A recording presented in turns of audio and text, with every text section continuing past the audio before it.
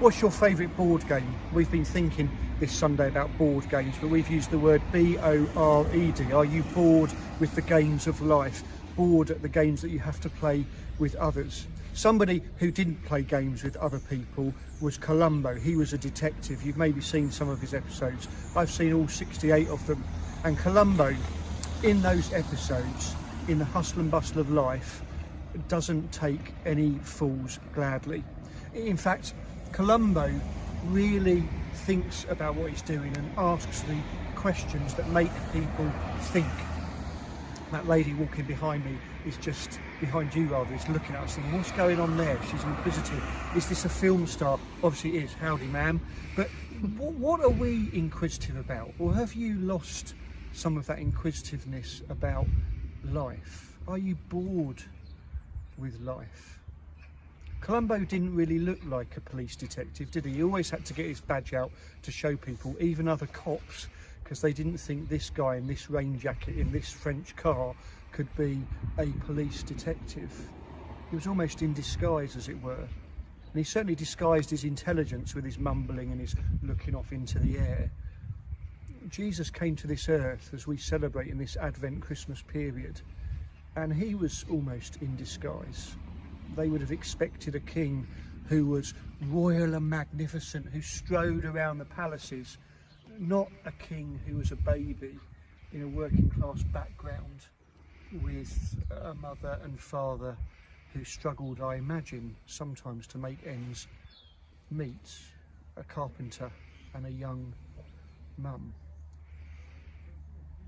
Prophet Isaiah tells us that Jesus was like a tiny shoot, an unimpressive tree that grew up before us, and that there was nothing physically about him that would draw our attention to him, just like this tree has very little about it to draw our attention to it. And yet this Jesus gripped the world of his day, and for the 2,000 years since then, with the words he said, the actions he did, and the way he thought.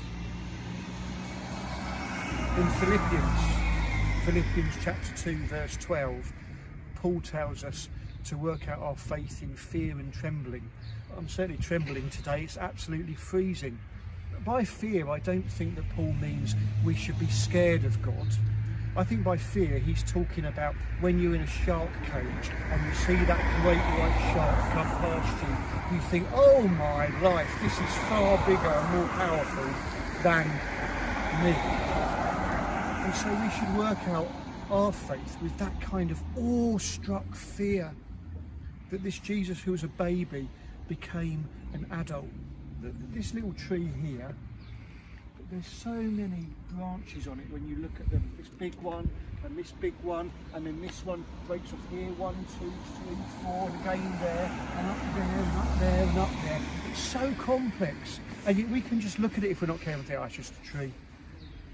But when you really gaze at it and you think of the root system and how it grows and how many leaves will be on it come spring, it's absolutely amazing. When you work it out with fear and trembling, as it were, it's far more complex, far more beautiful, far more powerful.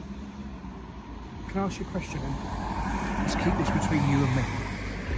Are you a bit bored of Jesus? He talks about board games, bored of life. Has Jesus become a bit obvious to you? Have you stopped working out your faith in fear and trembling?